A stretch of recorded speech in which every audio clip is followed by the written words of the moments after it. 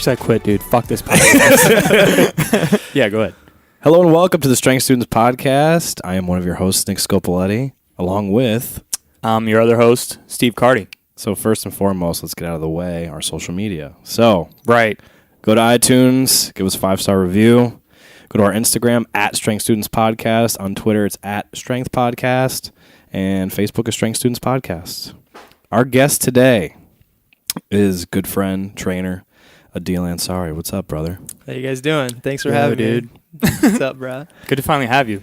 Yeah, absolutely. Anytime. Sorry it took us so long to get this together. Well, you've had tryouts and all that. So. You know, it's like I said, I got to be everywhere. Everyone wants to see it, so. It's a busy man. Yeah, it's the way life is, right? Full court press. All the time. So Aadil's an old friend of ours from college. We've known him for a while, and we've always kind of, like swapped training ideas and things like that. And it's a very smart dude, very intelligent dude. So glad to finally have you on. Thanks. Thank you. Not that smart, but you're pretty smart, dude. Fake it till you make it. Fake it till you make it. All you got to throw is a couple big words in there. Like this mic is an inanimate object. Oh, word. Yeah, exactly. Bars. Or like this dude has swag. That's 4 letters. Word. So what we're basically talking with Aadil about today is his training, what he's doing currently in personal training, where he's at, what he's up to. But let's just start kind of like, where are you now? Like, where are you living now? What are you doing now? Where do you work now? So for the past about 4.5, almost 5 years, I've been working at Equinox in Darien, Connecticut. And so I live in Riverside, which is right on the border of Stamford and Greenwich. And like I said, I've been at that club, the Darien Club, for about 4 years. And, it's been an incredible experience. It's been a great, great experience, especially for someone like myself who was so new to this industry coming into it. Equinox is such a great place to help people create a foundation in regards to exercise science, as well as other components of fitness and wellness, but primarily exercise science. And so I got really lucky that I was, pushed into a company that really does their job in educating their employees. And from there, they kind of lit the match, and, I just took it further from there because I was so interested in, just the body and how you can train the body to achieve different adaptations, and how going to the gym is much more than just, looking better in your clothes. It's going to translate to how well you feel, how well you think, how well your body takes care of all its even cellular processes, So to me, once I figured out that training was much more than something for aesthetic purposes, it pulled me right in. And so since then, I've just been in love with it. And the beauty behind this is you can never, ever know too much about this. And you'll never know everything there is to know about this. Right, exactly. Not even close. And, I forgot who said it, but I heard somebody over a podcast, I think it was Strength Student Podcast, say... heard of them. Yeah, I think they're okay. They're terrible. Yeah. FYI. They said, the more you learn, the more you realize you don't really know anything. And I was like, yeah, that's really true. Exactly. Yeah. I'm an idiot. Well, especially in this industry, it's so, like, to your point, what you were saying about how you'll never know anything, right? Or never know everything. Excuse me. You'll never know anything. Being a personal trainer, not one single thing. You'll never know everything. Not only because it's such an expansive universe. Like our bodies are like, it's like a galaxy. You know what I mean? It's so there's so much that's undiscovered and everything, but. As far as like our industry specifically, it's like everything is always changing. Right. If you think about things from the 80s to the 90s to the early 2000s, it's like everything is always changing. There's always something new to learn about. So it's that's why we like having you on, because you've been a guy who over the past few years, and just always talking to you, always a dude who's like expanding your knowledge and looking to the next thing and seeing what's new and what's upcoming in like the fitness world. You really have to be, man, because the beauty of this industry is they have specific guidelines and recommendations on how to train, not just one type of client, but all different types of clients. But the uniqueness behind human beings is we're so different. Everyone's so different, and one approach that works for one person may not only not work for another person, but actually be contraindicative for that person and their goals. So you got to understand as many different pieces to the puzzle as you can. And at the end of the day, as a trainer or a coach, you have to use your own discretion to decide what is the best thing that I should do for my client to bring them to their goals in the safest and most efficient way possible. And, with that comes experience, with that comes education. But at the end of the day, you'll never know if what you're doing for your client is the 100% best thing that you could do for them. You just hope that whatever you're doing is the best thing that you can do for them. And I'm not saying take a long shot, like, close your eyes and write a training program and have someone go implement it. But, I've had plenty of times where I've sat down with clients and I've put together, training programs, and, 6 weeks later or 12 weeks later, I read a book by someone who's in this industry, and they tell me what I just did wasn't the best for this person, or this is something that is outdated or whatever, so. But that's part of that learning process. That's exactly what it is. And the thing I love about this is that learning process never, ever, ever ends. And for someone who's a student of knowledge, not just fitness, but all aspects of life, that just only continues to push me and motivate me to keep learning more and more and more. Word. So where did you, what kind of led you down the path of fitness? Like what made you want to go that route? Also, can you get a little closer to the mic when you speak? Yeah. Thanks. So I was always into fitness. When I was in high school, I played high school football. And so that was my basic introduction into exercise and strength training. And so, from there, I was doing what every high school kid was doing. At least what I think every high school kid was doing. Benching 3 days a week. Oh, yeah. Maybe throwing a couple sets of calf raises in there. Yeah. Steve didn't. Bench and calves, dude. Yeah, that's all you need for performance. That's all you need. What is there anything more? So, that's how I got introduced into exercise and resistance training. And then, those habits I acquired and carried with me into college and carried with me just, throughout the rest of my life at that point. And so after I graduated school, I started doing international marketing for a company in Manhattan, a luxury fashion company called Bloomingdale's. And, for me, this was a very, very difficult time in my life because where I was living, I was commuting 2 hours to work every day, both ways. And when you're doing a job that you don't enjoy doing, it's hard enough to go to. When you tack on a 4-hour commute onto that job, it makes it a little bit harder. Yeah, that's shitty. And like, what was like fit? I know because we went to college together, so I kind of got to see it a little bit. But what happened to your fitness then? Like when you when that took over your life, was it the same? Was lifting the same? Did that change? Lifting for me, when I was in high school, it was all about, I'm going to be as big as I can, because I was a lineman in high school, and size was something that was, heavily emphasized. And so I would work out, then I would go eat whatever I could in sight, and then repeat the same thing the next day. When I got to college and I wasn't playing football as much anymore, I realized, all right, look, this is cool. I could bench 215 pounds, but I need to buy new pants every other week. And this is something that I can't afford because I'm a college student. And your sponsors just can't keep sending you stuff. Exactly. I felt bad. They kept asking me, and I was like, no, it's fine. Gatorade and Nike were like, listen to the deal. Yeah. Well, just calm down. I was like, just just put my name and my face on it, and maybe I'll think about using it. But my approach in college changed. It was more so for just general health, or trying to be a little more leaner, trying to be able to control my own body weight instead of getting under a load and pushing that maximally for a squat or a deadlift or whatever. Not saying those are bad. Those are, intricate components of a strength program. But my emphasis changed from that being the specific form of exercise to something a little more holistic. And so in college, I would still train like everyone typically does, back and bis, chest and tris, all this stuff. And then when I started working in the city, being that my schedule was so demanding and I really wasn't happy with my job, exercise was something I really looked forward to at the end of the day. And so the more I disliked my job, the more I looked forward to exercise and going and doing something to blow off some of that steam. And I got into really good shape doing it, And so finally I hit a crossroads where I was like, okay, if I continue this job that I'm doing, there's a 99% chance that I will kill myself. So I need to do something that I enjoy, because there's no way I could keep this up. I was like, that's a high way. percentage. Yeah, I think it's almost 100. It's kind of like your free throw percentage. Yeah, well, no, it's 100. Oh my god! But you and Shaq. So from there, being that the gym became such an outlet for me, and I got into great shape, I started thinking, what is something that I would like to do moving forward? A job that I look forward to, a job that wasn't so demanding, and a job that 20 years down the line would want to wake up and continue to keep doing. I was 22, 23 years old doing a job, and it was hard to get out of bed for that. And this is like the time in your life where you should be energized and ready to go and things like that. And I was like, bro, this sucks. And so, I always had an athletic background. I played football in high school, but basketball was always my number one sport. I was always good at basketball. Steve's ankles can attest to that. And so what happened? I'm gonna block you on Facebook just like I always block your shots. Can't guard me, bro. I told you. So I started to think, and I was researching actually jobs at the NFL head offices and the NBA head offices in New York, and I was like, this would be cool to work. Oh there. no shit! For training or more like for business, just like international business, front end type okay. stuff. Yeah.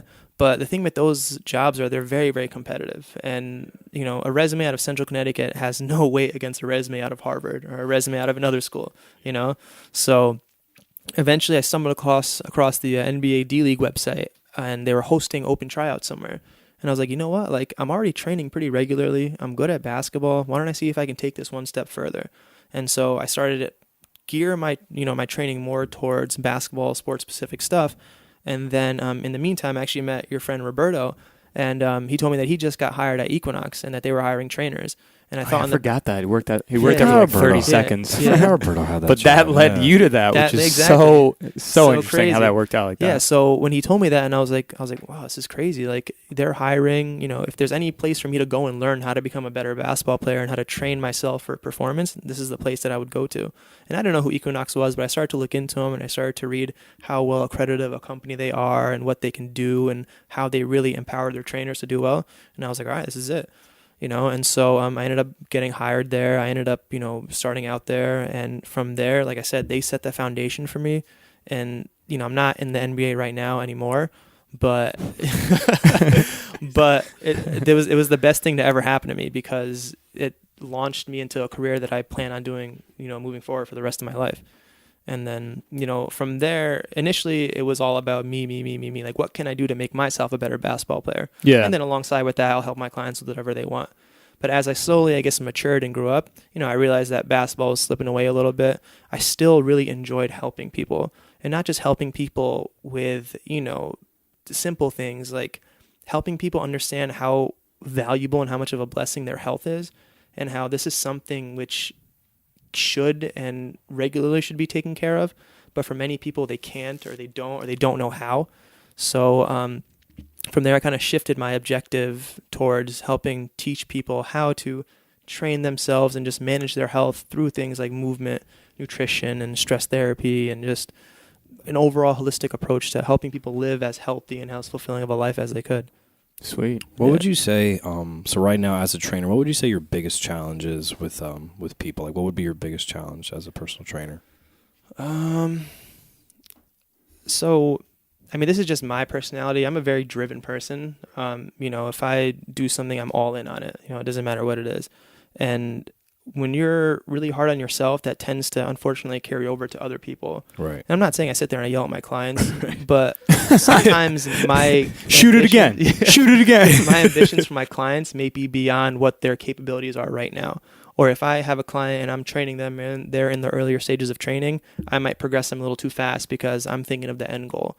And for the population that I work with, they're in the age range of 40 to 60, 70. One of my oldest clients is 94 years old. And, wow. I believe this guy one day will dunk, but I know it's going to take time to get him there. And I have to remember that it's all a process, Right. So can't get there overnight, dude. You can, but it might take 95 years. Yeah, exactly. But one of my biggest challenges is just understanding that there's a process, and the process is something that you want to continue to maintain. And when the time is right, then you push it. But you can't overexceed in the beginning, especially for someone who is, deconditioned and not used to, any type of movement or exercise. Right. What would you say?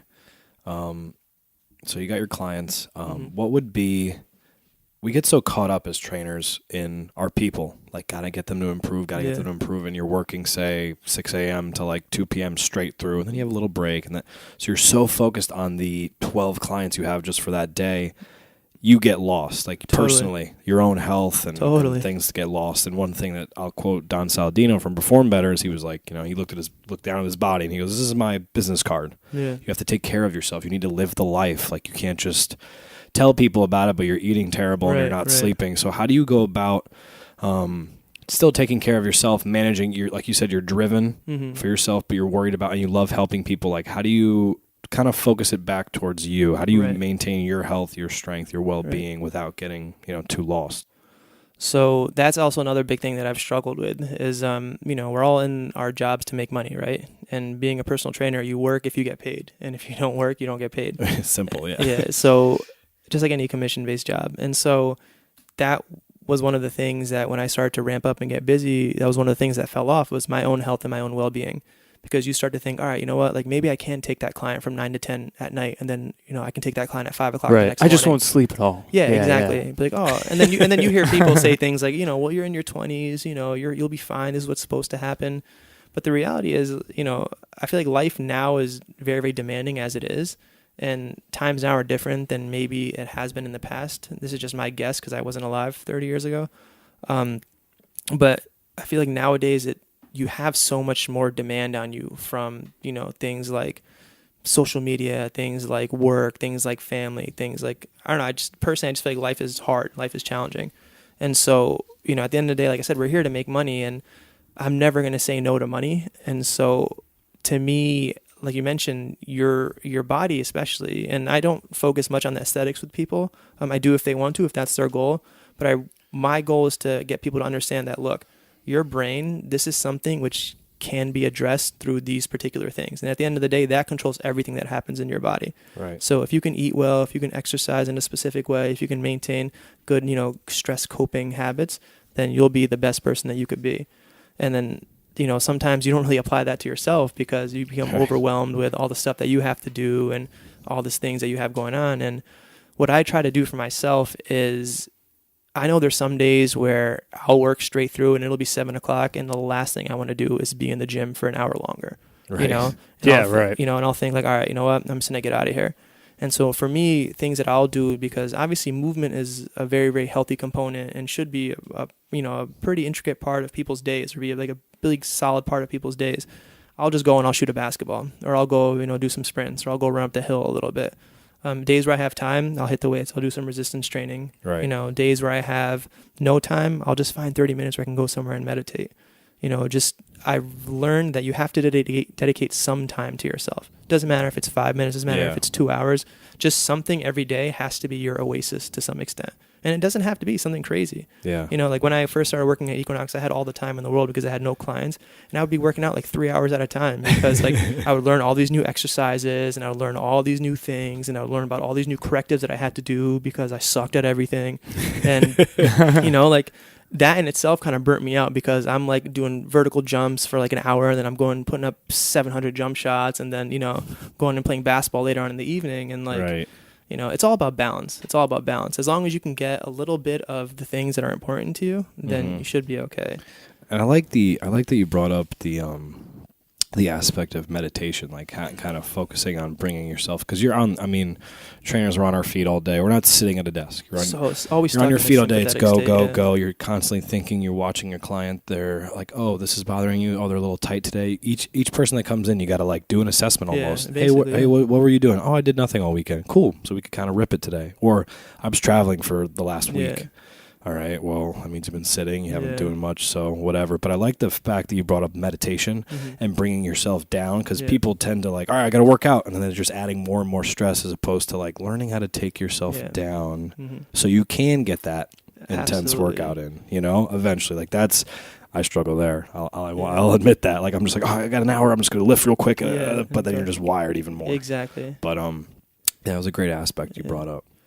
With some of the clients that I work with too, they're very, very type A, very, very driven, and so you have a training program for somebody, and then they come in the next day, and, you start doing their warm up, and you see them, and I'm like, man, you're moving like crap today. What's going on?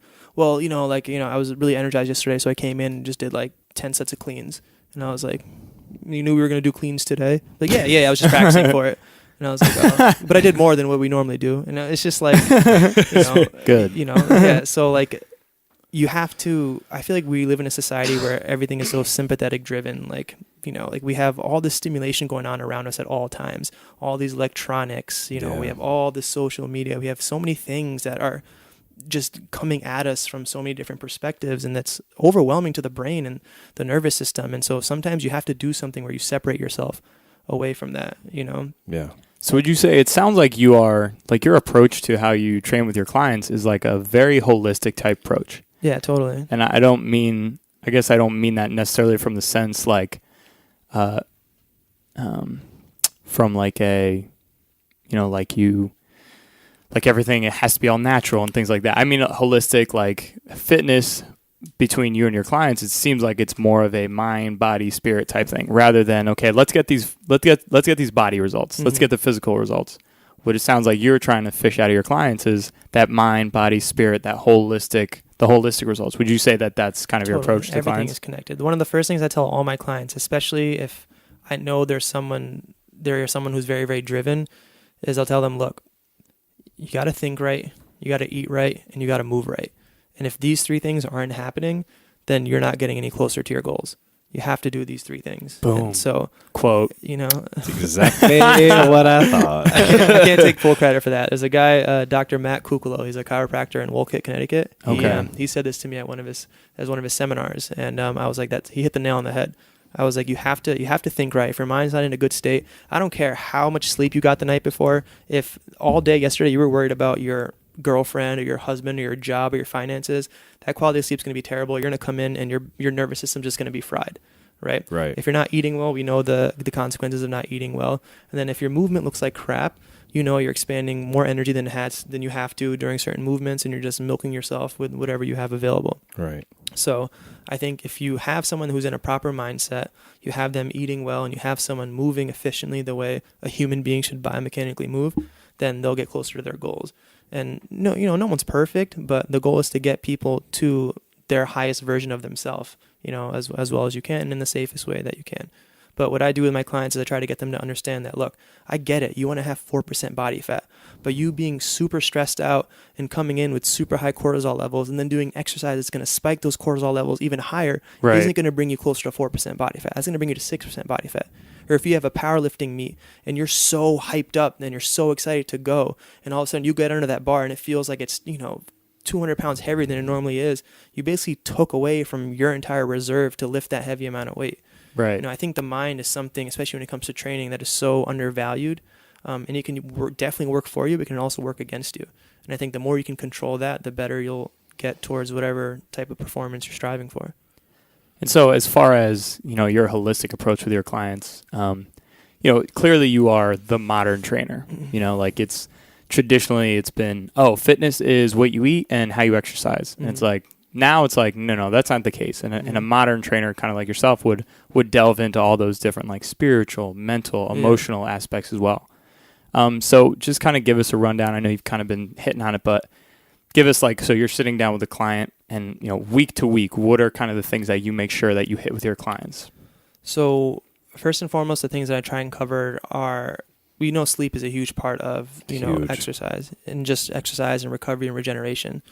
If someone, you can tell a lot about what someone's quality of sleep is, or you can tell a lot about them based off what they tell you their quality of sleep is like. If you're getting 8 hours of sleep and you're waking up in the morning and you're still tired, I know that something's off. Right. If you're getting 6 hours of sleep and, you're feeling okay, then you're somebody who's in an okay position, if you're someone who's coming in and, you're exercising, but you feel beat up every morning, we know that something is happening to your body, which is not allowing it to recover to its highest state. So the things that I try and emphasize are rest. And I'm not saying everyone be lazy and only work out 1 hour, a week and you'll get where you want to go. But I think, fitness is something which not less is more, but you have to have a intricate balance of doing just enough and not overdoing it, and also not being, very too gentle with it. If that makes any sense. So I really try to emphasize sleep. Nutrition obviously is huge. You can't push something to perform if it doesn't have the nutrition, the nutrients it needs to function. And what's your main, I would guess say main philosophy of nutrition and working with nutrition with your clients? So I've read so many books on so many different diets and so many different approaches, and it all comes down to the person and what their objectives are, and essentially what their ultimate goals are. If I have someone who's coming in and their goal is weight loss, then you're gonna have the approach that I would use is, if a lot of people say carbs are bad, I don't think carbs are bad for you. But for someone who is looking for weight loss, I think timing their carbs around their workouts will be more beneficial to them than someone who's trying to, put on weight, for example. So it all comes back to the person. But so give an example of how you would take someone through, the carb timing. Like how would you kind of map that out for someone? All right, so say you have someone who wants to drop some body fat. What I would tell them is, look, try and concentrate your carbohydrate load around, say, 2 to 3 hours before your workout and 2 to 3 hours after your workout. Okay, you have so a little around window your workout. Around your workout, yeah, exactly. Outside of that workout, try to have protein as a main staple of all your meals. And depending on the person and their levels of stress, that's when I also start to vary their intake as well. So if someone is, under very, very high stress, they have a very stressful job, I won't have them really have many carbs mid-morning or early morning. I'd have them have their carbs more mid-afternoon and into the evening, because that works better with your body's cortisol rhythms. So,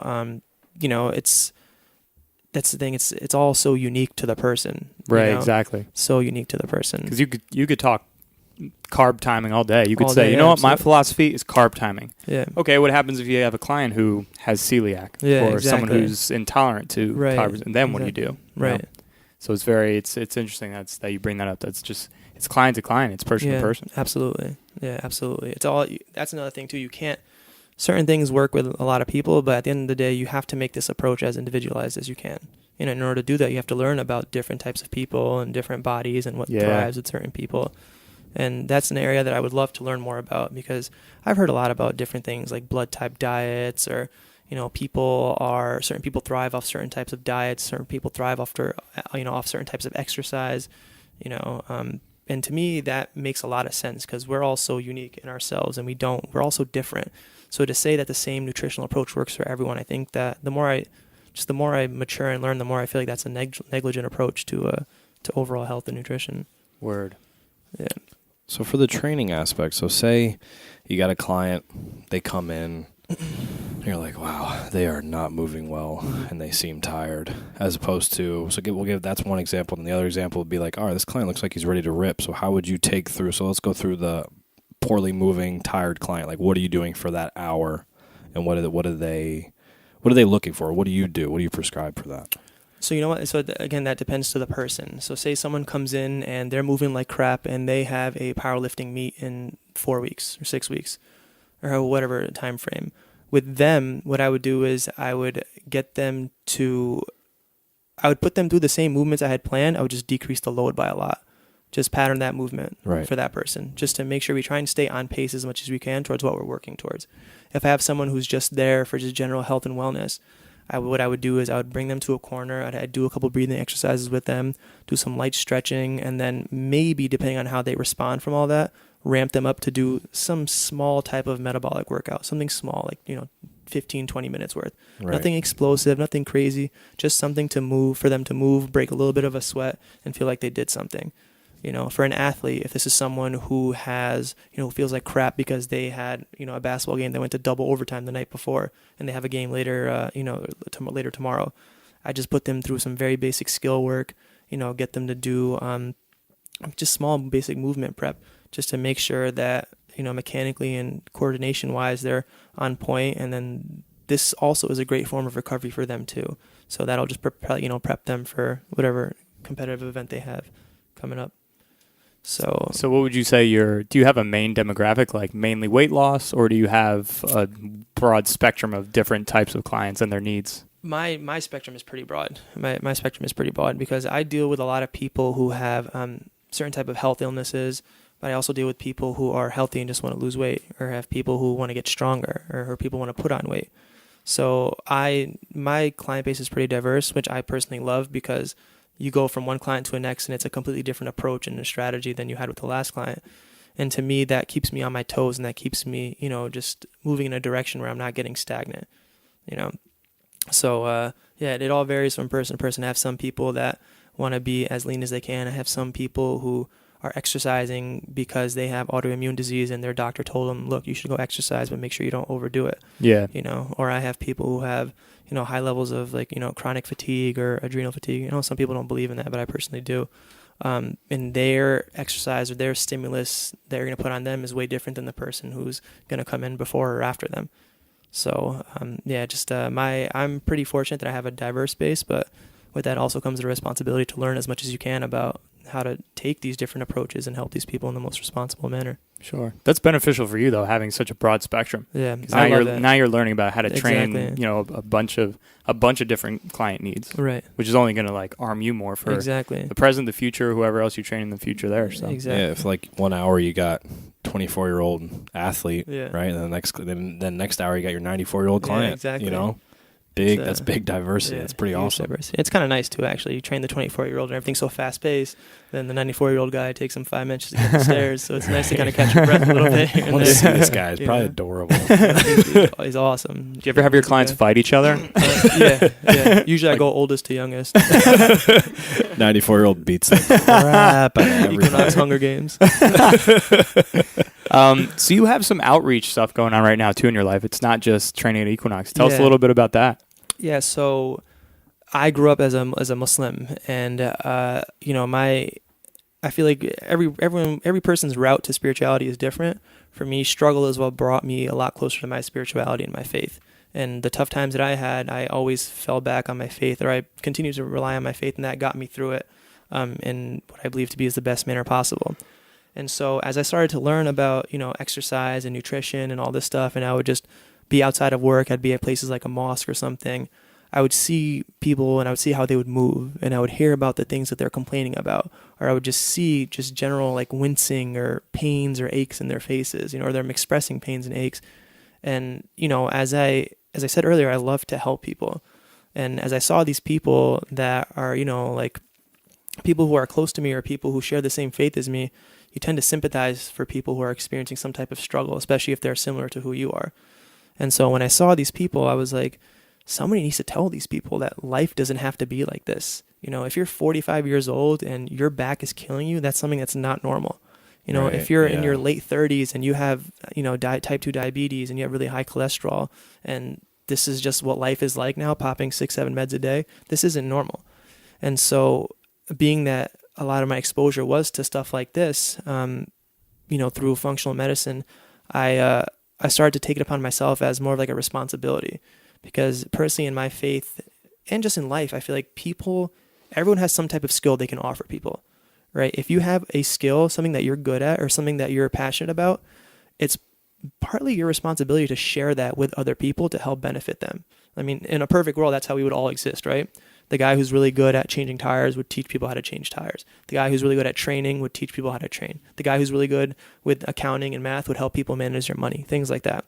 And so as I would go to the mosque and I would see these people regularly, I would start to establish like some type of guilt inside myself. Like, how can you just watch these people, suffer and you're not doing anything about it? And so what I started to do was I started to think, okay, everyone's messed up. Everyone's got a million things that they need to work on. Where's the first place I can start that will help people start to trust my message and be the easiest for them to implement? And so I always tie back to spirituality first, because if the mind isn't in the right mindset, it doesn't matter what you eat, doesn't matter what you do, you're going to not be in the best state possible. And I figured people here are already in a pretty good spiritual mindset because they're here in the mosque and they're here because they want to be. So now from there, I moved on to nutrition. So I thought, how can I help these people better understand nutrition and nutritional principles to help them, potentially resolve the issues they're experiencing, but also manage them in the short term. And so I put together presentations titled Health and Wellness According to Islam and Science. And this, again, was a very, great experience for me because it also brought me closer to my faith, because I started to research what Islam's stance was on health and wellness and nutrition. And I never knew any of this stuff, but Islam is a religion which is so incredibly holistic, and it offers so much balance and guidelines on how you should treat your physical body. Because at the end of the day, the most important thing is your connection to God and how well you serve your purpose. But if the vessel, your body that you have, isn't primed to do that, that connection is going to be altered. That connection is going to be affected. So I wanted to start to teach people about, how they can use food, how they can use easy movements they could do on a regular basis to help them establish a better relationship with God. And so I traveled to a couple mosques in Connecticut, and people loved the message that I was spreading. And, from there, word spread, and I started getting, flown out to different parts of the country. And basically just... Oh, wow. Yeah, basically I just spread this message of, look, everything you put in your body has a consequence. Everything. The better stuff you put in your body, the better all aspects of your life will be. Okay. And it sounds like I'm trying to sell something, which I kind of am, but it's true. Like we all know if you eat a bag of chips versus, a handful of broccoli, yeah, it may not taste as good, but you know how you feel after you eat that, Right. And so if people can start to piece together that, look, a lot of what they're experiencing isn't just life, it's consequences of what they're doing without them knowing, then that would empower them to hopefully make better decisions. And then from there, slowly start to take control of their health. I think everyone should have a grasp of their health to whatever extent they can. I don't think you should just, let things happen and then think that, okay, look, this is the way life goes. And to me, that was one of the most irritating things was I see people in their late years of life and they're just like, look, this is the way life goes. When you're 60, you have knee pain. When you're 65, you have back pain. No. When you're and That comes up a lot all the time. With the guys we train, the general population. It's like, oh, my grandmother had diabetes, so I'm gonna have it. Exactly. It's like, well, it's preventable. Yeah, like, exactly. You can try to prevent it. Yeah, but. exactly.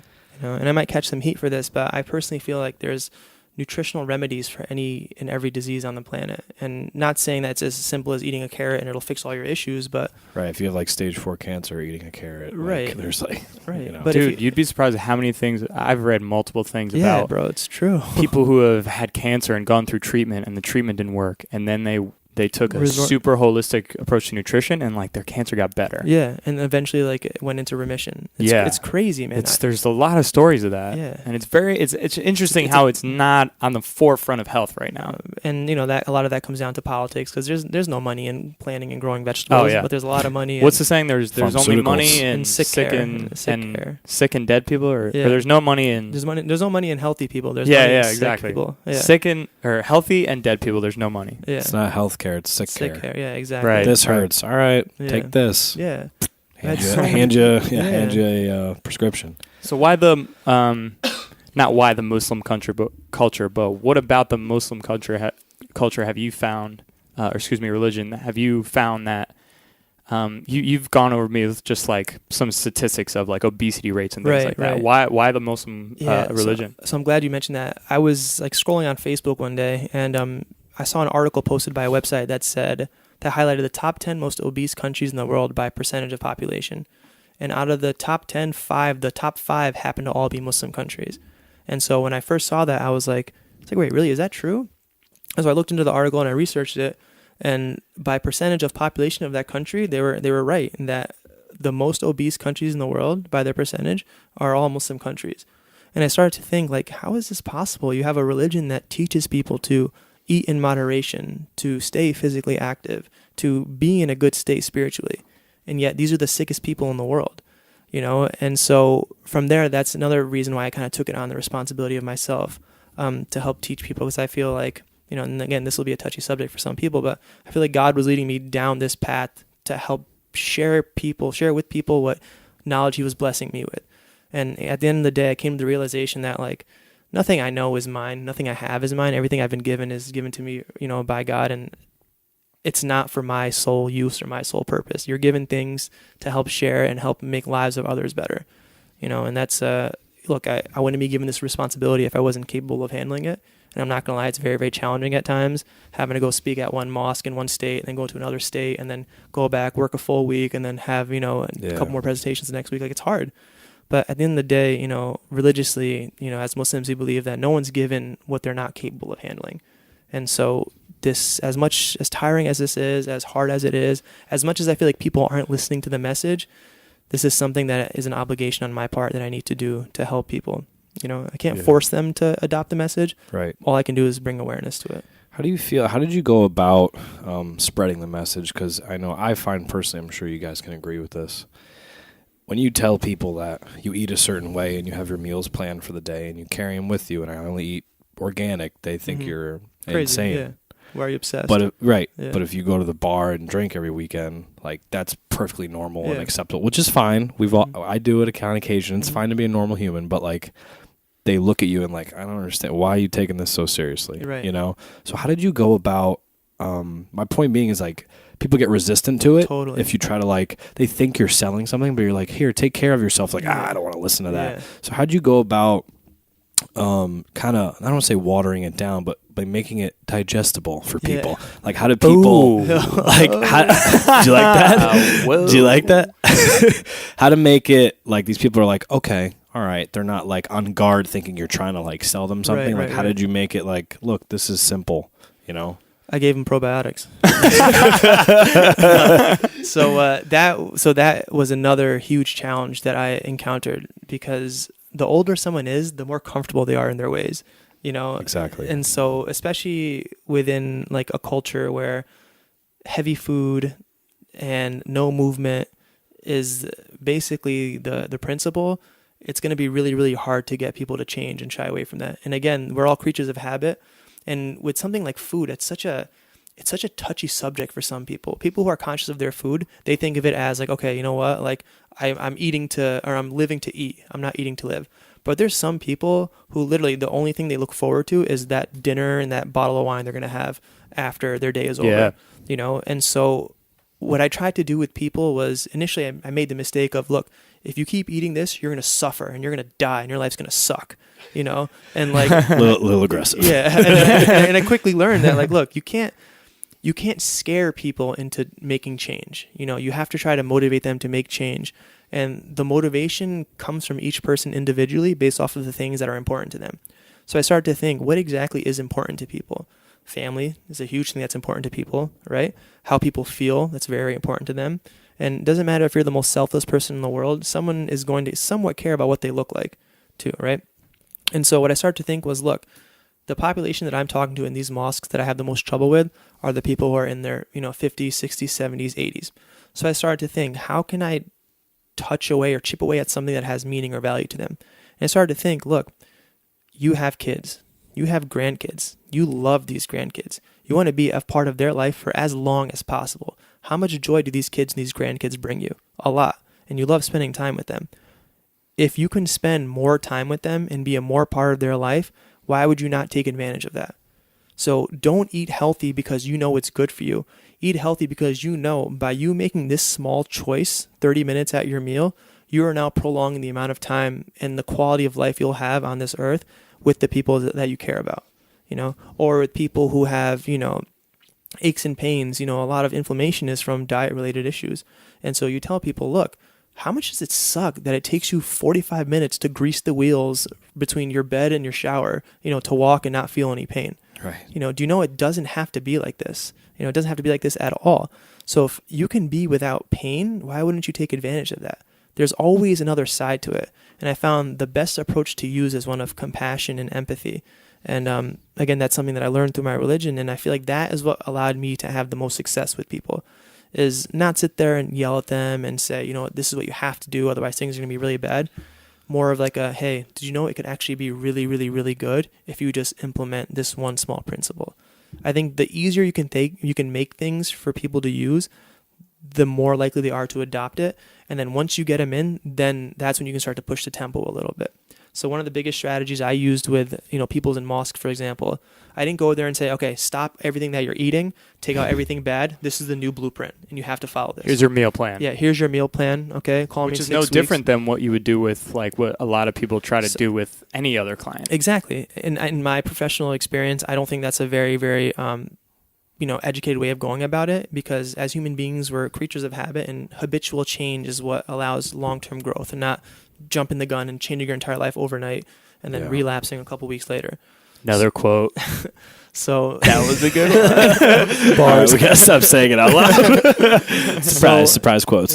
So one of the things that I thought, all right, what is the most important thing that people should be doing? And I thought, okay, micronutrition is huge. If people are properly nourished through, vegetables primarily and a little bit of fruit, then that will take care of a lot of what the body is lacking. So I told people, look, this is the easiest thing you could do. If you have a blender, here's a specific juice recipe that you can start to have on a daily basis. You can eat whatever you want. You can continue to have your pizza. You can continue to have your burgers. You can continue to have whatever it is you like to have.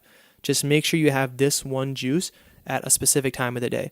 Or here are 5 options of juices you can have. Have this at some particular time in the day.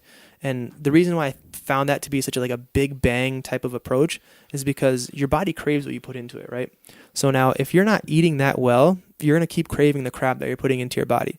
If you can trick someone into getting good quality nutrition into their body without them even thinking about it, they're going to be gravitating more towards the things that are wholesome and beneficial to them. Right. So that was the approach that I used. I try to make it as easy for them as possible.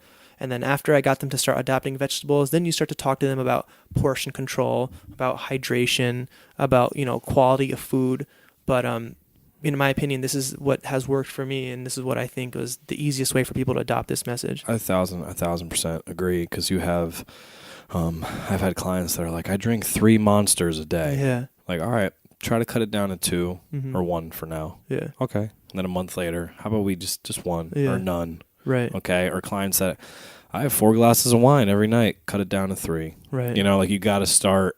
If you're like, you can't have wine, I can't believe you drink. Yeah, exactly. Don't eat carbs and then work out 4 wine. times a day. They're going to crash and they're going to hate it. Just like, we see it a million times, New Year's resolutions. Totally. I mean, how busy are gyms? Totally. How busy are our gyms after January 1st? Yeah. Right?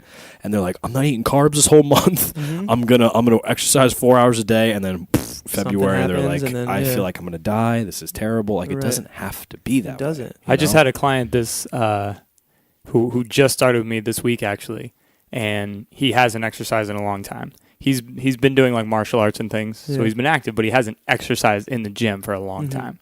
And so he sat down with me and he was like, my plan is to come in 4 times a week, and I'm going to do this every week, and we're going to do this. And I'm like, okay, let me get this straight. You're going to go from coming to the gym 0 times a week. Now you're going to come in 4 times a week, and you're going to sustain that forever? I don't think so. Let's start. That's a great goal. That's a great endpoint. Let's start with 2. Yeah. Get in here 2 days a week. Right. Okay? Yeah. Let's get in the track of, okay, now you're consistently, with no effort, you're getting here 2 times. All right, let's get in here 3 times a week. Right. Okay, now let's get to 4 times It's a week. awesome to have someone that motivated, but you got to be like, all right, oh, absolutely. Absolutely. Because I know we do it with ourselves. Like, all right, I read this program on T Nation. I'm doing this. Doing it. And then like 3 All days 6 in, you're weeks like, right now. damn, I haven't done this type of training in so long. I didn't prep for the, and then you're just crushed, and you keep trying to fight your way through without trying to read what's going on in your body. My personal one is journaling. So more of like the spiritual, emotional side of things. I'll get into journaling and I'll be like, all right, I'm going to journal twice a day. I'm going to do it every day. And then like after a couple weeks, like I won't journal. Yeah. Just because it was like so quick and then I stop and forget to do it. So I'm glad you brought that up. I was having like a rough day last Sunday, and for some reason I remembered that, and I journaled for like a half hour, 20 minutes. And bro, I was like, oh my God, I feel so much better. Good. Yeah, you feel kind of lame, like sitting there talking about your feelings. It helps so much. It helps so much. I used to think the same thing too, like about journaling. I was like, how's that really going to help? And then like, you get those things just down on, but you're getting them out. It's just, you know it's just, I mean? it's such relief. a good therapy. Yeah, absolutely. And now I cried every time I see something. Teal's like, look at that 35-pound dumbbell. It's so shiny. I was so scared that bee was going to sting me. That cat, man, it's going to be a lion one day. So we were originally going to do this podcast outside, but apparently Aadil is severely allergic to bees. So we go outside, and this bees are like swirling around us. Yeah. All of a sudden, Aadil looked like he saw like 10 ghosts, and he was just like, "So you want to do this inside?" Then he's like, "I mean, it's up to you, man." I was like, "Let's go inside." I was hiding in the corner. I was like, "I'm not going to really be able to pay attention to your questions, but I might jump off the edge." But yeah, you can stay outside. Totally. I want this to be your first and last podcast. I had a question about the nutrition, specifically in the Muslim culture. Religion. I keep doing that. You at first when you saw the statistics, what were some of the reasons where whether it be nutrition or physical activity? What were some of the reasons that Muslims as a whole were so high on that list of being obese? Portion control. That's the number one biggest thing. Portion control. You know what it is? You go to a country like Saudi Arabia, or you go to a country like Pakistan, or you go to a country like Malaysia, high Muslim population. And you've been there. You've been there a bunch of times. Yeah. Once. Oh, okay. My bad. But I know about it. No, but I have family back there. I know what it's like, you know. Right, yeah. You're in it, yeah. And I lived in Cyprus for a little bit, which is close enough. So, but you know what it is? Here we see McDonald's, we see Pizza Hut, we see Burger King, and we see, garbage. You go over there, and they don't have any of those places. So now when they come to one of those countries and McDonald's opens up a franchise or Burger King opens up a franchise, this is the new dining experience. This is like the fancy dinner out. Like your family, you got good grades, everyone got the report card, everyone got A's. Guess what, kids? We're going to Pizza Hut. It's so like they don't see healthy or unhealthy. They just see food. It's like when McDonald's first came around in the 50s. Exactly. To the US. That's exactly. Oh my God, we're going to get a treat. You could just drive up and we could go sit in the car and no one thought like, is this healthy or unhealthy? Or McDonald's, we know that that's healthy. Yeah. Or excuse me, that's unhealthy. Yeah. So that's kind of how it is. That's exactly what happened. So now not only are people, really diving into these new restaurants that are supposed to be the next best thing, their portion control when it comes to these restaurants is terrible. And then what happens is people overeat, and we all know what it feels like to overeat. You don't feel like moving, after that. Yeah. And so, and the thing with food is, it's not just, we have control over what we choose to eat, but biochemically, again, we gravitate towards the things that our body has in it. So if someone has sugar, mid-afternoon, has a soda at 2 o'clock every afternoon to keep themselves up, their body is going to ask for soda at 2 o'clock in the afternoon, because they have to maintain their energy to get done whatever things they need to get done for that afternoon or that evening. Same thing with, like coffee or whatever. And so as human beings, or as, creatures of physiology, we gravitate towards the things that help us survive. And unfortunately, soda was never in our history, but now it is. Right. And things like that, things like food has such an emotional place in people's hearts and their lives. And so, it's once that has a stronghold over you, or over somebody, it's really hard to turn that away. Well, like you were saying before, like as far as like, giving the example of like a family, so-and-so got a good grade on their test, so let's go to McDonald's. That's like operative conditioning. Exactly. That's behavioral conditioning, or excuse me, operative conditioning. Yeah. Like, hey, you did this good thing, here's the reward. So now in your brain thinks McDonald's, reward. I want that. Good feelings. That's where we're like, that's what we associate that with. Exactly. And now that person who was getting the treat when they were 12 years old is now taking their kid out for that treat when their kid gets right. Gets a good grade on their report card. So, for those Muslim countries, portion control was the biggest thing, and just lack of physical activity. Okay. So it's not so much like there isn't something about a Muslim diet that would kind of like affect obesity, or just mainly the portion control? Like it's not really that different from a lot of other cultural diets. It's always going to be a starch component or a rice component to a meal. There's always going to be a protein component, maybe some vegetables in there. But it's no different. It's just the portion and the lack of physical activity is what gets them. Okay. And so why such a lack of physical activity? Honestly, I don't know. I think about that. I think it's the most obese countries are all Arab countries. And these are countries where there's such a divide between the wealthy and the poor.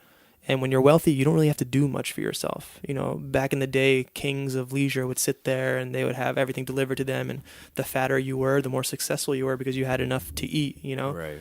And so that's basically what it comes down to, is people don't have to do as much for themselves because they're in these very wealthy areas.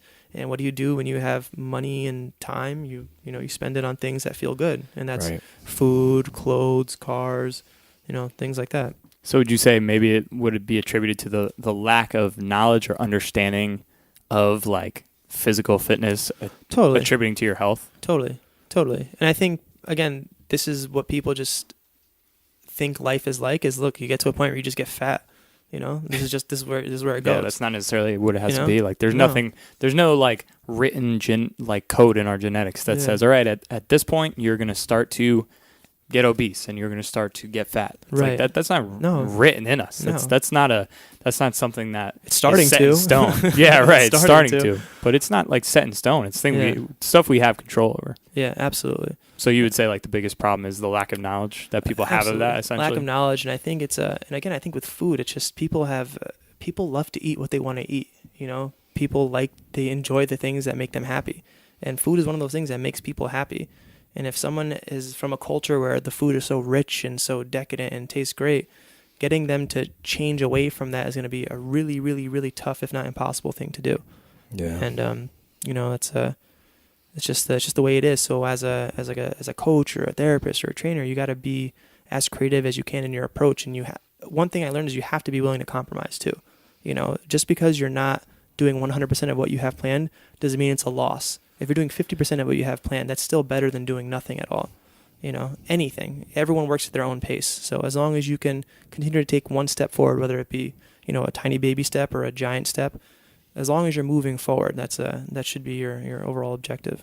Word. The metaphor I always use is like, if you have one flat tire, do you go and pop your other 3 tires? Yeah, exactly. It's so true. Is that So a true. smart thing? So true. And people are like, well, I already had this one glass of wine, so I'm just going to finish this whole bottle. Right. Yeah. That's what I mean. Like, I had a cookie. Here we go. Yeah, exactly. Cheat weekend. Yeah. Like, it's over. Like, start ripping. Yeah.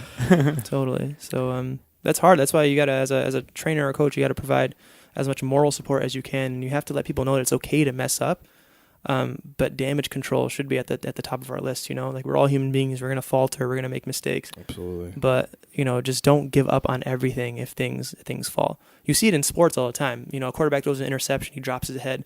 Bro, we still got 3 quarters to go. Like pick it up. You'll be all right. Right, exactly. That's a good way to look at it, yeah. It's not all over, and that's where support and, help comes into play.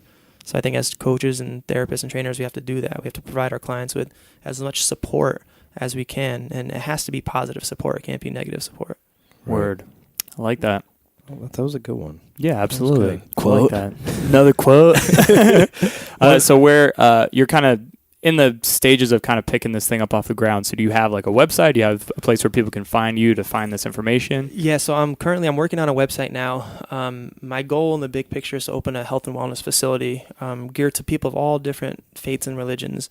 But again, you have an affinity towards the people that you're similar to, and you sympathize with people who are similar to you. And for me, that happens to be my fellow Muslims. And I'll help anyone that comes my way. It's just, it's like family, and like I have a soft spot for my family. Right. And so I want to teach people that, look, spirituality is a very big part of our religion.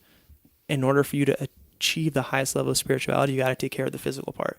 And so I want to essentially open up a wellness facility one day where I have all components of stress relief, nutrition, and exercise to help, again, empower and teach people that, look, this is where you're at right now. It's a lot greener on the other side. And it doesn't take a lot, but you just have to put in a little bit of effort and you'll get over there. And we'll be with you every single step of the way. That's awesome. So I'm working on a website now to, help people understand how to start managing their health. And then from there, hopefully that'll establish somewhat of a following and then be able to take that into the future sometime. Sweet. So one last question that I have for you. Well, 2, but maybe just one. We'll see.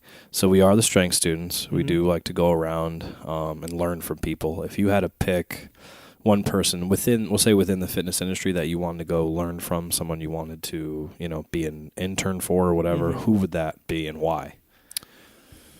So I would probably pick anybody from the PRI, the Postural Restoration Institute's organization. Oh yeah, you're big on PRI. Bro, I'm telling you, I've wasted so much time with so many people trying to address and improve their movement. And once I started to learn about PRI, I implement one of their little exercises that looks so stupid and looks so simple. And I get up and I have this person get up and move around and their movement has dramatically changed. And I know maybe like 5% of PRI, maybe 7% on a good day. And just by using the little bit that I know, I've been able to change the things that I've been doing with my clients for the past 2, 3, 4 years. And so to me, I think this is such an incredible and complex approach to training someone's movement, and not just movement, but their respiration, which controls everything that happens in their body, their ability to perceive information in front of them through their eyes. It's so complex and it's so thorough and it's like almost magical, to be honest. Like it's weird, but it's like one of those things you do it and you're just like, this is so weird. I didn't even do anything. I thought PRI was so weird too. I was like, breathing? Yeah. Really? I know how to breathe. Breathing? All right, yeah. Well, it's interesting. I picked it up a little later than you guys. When I picked it up, though, I was a little more into starting to realize how breathing through your diaphragm, things like that, how much breathing can actually really affect you. So kind of by the time I thought of it, I was like, this actually makes a lot of sense. Yeah, it makes a lot of sense. It makes a lot of sense. And it's not even just like, all right, use your diaphragm to breathe. It's like your diaphragm. Yeah, it's way more than that. Yeah, right, it's right. like your diaphragm is just one small part of a chain reaction of like 30, 40 different things. It's insane. And it's like, I'm a very detail oriented person and it's very detail oriented and it's hard stuff. Like I'll probably have to take a seminar 2-3 times before I feel comfortable implementing it. But in the little bit that I know, like I'm fascinated with this stuff, totally fascinated with this stuff. And I think the people that run that organization are so incredibly wise. Like the guy that founded it was Ron Haruska, and this guy's a boss, man. He knows so. It's crazy. Like I'm like speechless when it comes to their stuff because like it's just so powerful. So like a dream for you would be to kind of totally. If I could understand how they assess all their patients, because that's more in the realm of physical therapy, which I know I'm not. But, if someone hurts, I'm not going to refer them out right away. If I feel like there's something I could do to address them or help them, I'm not going to put them on a table and start massaging them. But yeah. if you tell me your low back hurts, maybe we'll do some stuff, some repositioning exercises to see if we're not putting as much tension on your low back. Yeah. And so, like, if I could learn from them and see how they assess their clients and what to look out for and just their systematic approach, I feel like I'd be such a better trainer, such a better coach. You're in luck because the strength students are going to pay to send you to the PRI Restorative Institute in Disneyland. You get a car. You get a car. Just kidding. We're not fucking doing that. We have no money. Zero money. But that would be nice, though. Yeah, it would be nice. One day. Maybe we'll read a couple chapters from the PRI book to you. Yeah. That's about all we can do. All right, I'll take it. To bed every night. Yeah. Just read you bedtime stories. So one last question. Mm-hmm. Outside of the fitness industry, who would you want to go learn from? Say, whatever. Outside of the fitness industry, what's one person you're like, I want to go, maybe not a person or a type of person you would want to learn from? So fitness, obviously, at the end of the day, it's exercise, but primarily it's a business, right? Right. And I went to school for international business, so I have very limited business acumen. And if there's one thing that I feel like I should improve on is just understanding the logistics behind business, how to create a business for long-term sustainable growth. And would you say like sales, the sales part too? The sales part, yeah, but just managing an organization, how to manage employees, how to manage a business that has, these particular things, the liabilities that come along with it, things like that. I feel like business approach, if I have the plan to open up my own facility one day, I need to understand the ins and outs of business. Can't just be a trainer. Yeah, exactly. You got to be more than a trainer if you want to open your own place. Exactly. There's a lot of people don't understand. Yeah, at that point you got to be a businessman first and then a trainer. Absolutely. So, it's like the roles switch almost. Yeah, absolutely. And so that's anyone who could offer me any type of insight or just any help in terms of opening and operating a business or organization. That would be incredibly useful for me. Dope. Moving forward. Right. Any jokes? What the 5-finger say to the face? What? Hey. Is that how that was 5 more reps. All right, we're going to go outside, practice some jump shots, maybe hang out with some bees. Aadil, thank you for joining us. Hey, this was a anytime, very guys. informative Awesome. episode. Yeah. Appreciate it. I'd love to do it again Oh, we're going to absolutely have you on. in an hour. Well, I forgot to hit record, so we're going to have to do it again. Enough with the joke. Enough. All right, thank you for joining us, Aadil, and hope everyone enjoyed. Thanks a lot, guys. Peace. You want me to sign the